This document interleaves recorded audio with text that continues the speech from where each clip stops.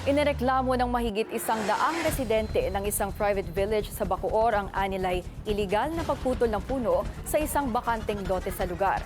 Ang tinuturo nilang may pakana mismo ang Homeowners Association. Yan ang exclusive Agenda Weekend Report ni Ian Maghanoy. Halos 2 dekada nang inaalagaan ng plantita na si Emeline ang 9 na puno na ito sa Great Woods Highlands, Bacoor City, Cavite. Kwento niya, 10 ang kabuuang bilang nito dati. Kabilang na ang ilang mga puno ng nara, mangga, langka, santol, abokado at 6 na mahogany. Mga punong kanyang itinanim, araw-araw na dinidiligan at pinalaki hanggang sa mamunga. Nakatanim ang mga punong yan sa playground na siyang katabi ng creek na pawang nagsisilbing natural flood control measure sa kanilang komunidad.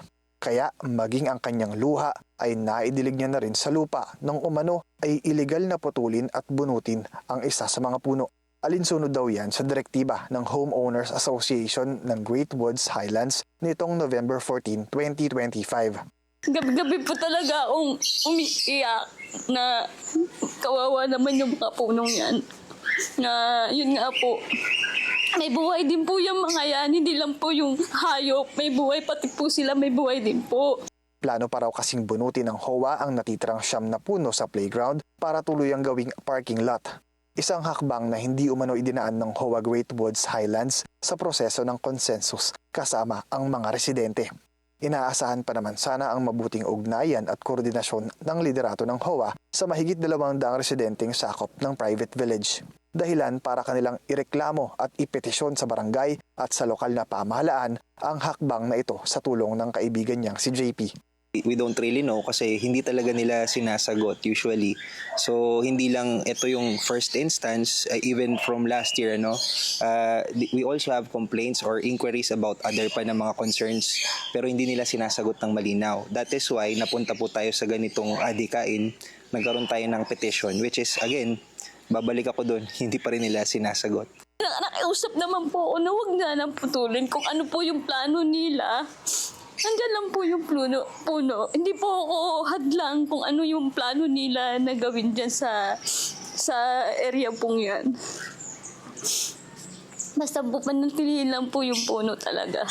Bakas nga sa lupang ito ang sinasabing pinagbunutan ng pinutol na puno na ngayon ay tinabunan na ng lupa.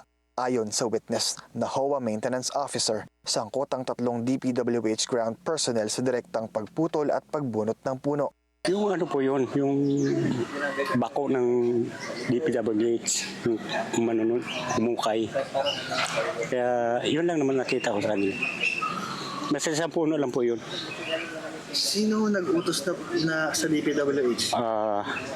Yun po ang hindi ko na alam. Kasi pagdating ko dito, kali ako magwalis. Kasi ako nagwawalis ng buong subdivision. Dumaan lang po ako rito. Yun, nakita ko po, ano na yun? Nakahukay na. Pero kayo, ano po, trimming lang? Oo, trimming na po. Puto lang ako ng mga sanga. Inabutan ng Bilyonaryo News Channel na sarado ang opisina ng liderato ng HOA. Tumanggi rin silang magbigay ng pahayag ng personal na puntahan ng aming news team ang kanilang bahay. Magpupulong muna anya ang mga opisyal ng HOA bago sila maglabas ng opisyal na pahayag ukol sa issue. Tumanggi rin si Bacoor City Mayor Strike Revilla na paunlakan ang aming interview request kaugnay sa issue. Sa ngayon, nakalikom na ng 115 signatories ang inihaing petisyon. Umaasa ang complainant at lead petitioner na maibabalik ang binunot na puno, gayon din ang pagpapatigil sa planong bunutin ng HOA Great Woods Highlands ang mga natitirang puno sa lugar. Ako po talagang mawala sa mga punong yan. Kasi po pagdating ng panahon, makikinabang po yung mga anak ko dyan, mga apo. Ayun po, lahat po kami makikinabang. Kaya masakit po sa akin talaga na maputol sila ng ganun na lang na kadali para sa iba. Sa akin po talaga, hindi po masaya na ganun ang desisyon. Para sa Agenda Weekend, Ian Maghanoy, Bilyonaryo News Channel.